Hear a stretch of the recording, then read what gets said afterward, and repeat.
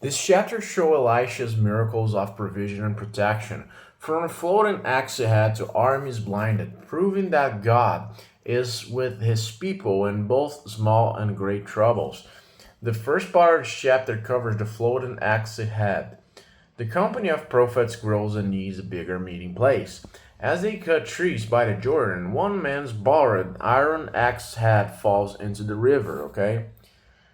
He cries out, distressed because it was borrowed. Elisha cuts a stick, throws it in, and the iron floats. The man picks it up. God cares even about small practical problems. Nothing is too trivial for him. The second part of the chapter covers Elisha and the Aramean army. The king of Aram makes war against Israel. Every time he sets an ambush, Elisha warns Israel's king, frustrating the Arameans. The king of Aram suspects a spy, but his officers say, "It's Elisha the prophet who tells the king of Israel the very words you speak in your bedroom."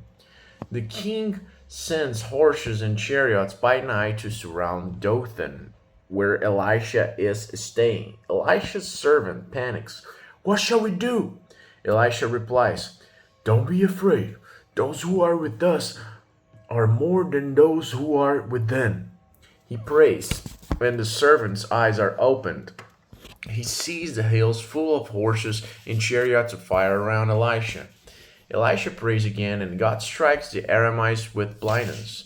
He leads them into Samaria, then prays for their eyes to be opened.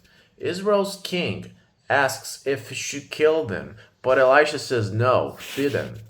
The king prepares a feast and sends them home. The raiding parties stop. So God's unseen armies protect his people, and mercy trumps over vengeance. Yeah. The third part of this chapter covers what covered the siege of Samaria and famine. So later, Ben-Hadad, king of Aram, besieged Samaria. The famine becomes so severe that a donkey's head sells for 80 shekels of silver, and people resort to cannibalism. The king of Israel, likely Jehoram, is horrified and blames Elisha. "May God deal with me if the head of Elisha remains on his shoulders today." He sends a messenger to kill Elisha, but the chapter ends in suspense, okay?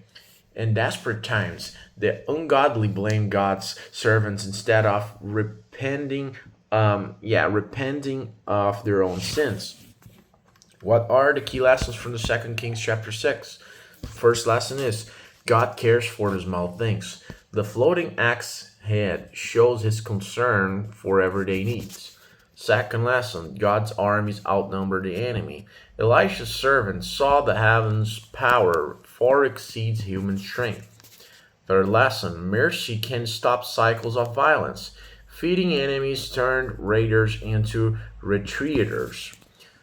Final lesson, sin blinds people to the real problem. Instead of repenting, the king blamed Elisha for famine and suffering. So in summary, Elisha makes an axe head float, showing God's care for the small. When surrounded by Arameans, Elisha's servant sees God's fiery army, and the enemy is struck blind and spread. Later, during a terrible siege, famine devastates Samaria, and the king blames Elisha, setting up the next chapter resolution. Don't forget to hit the like button and subscribe to the channel.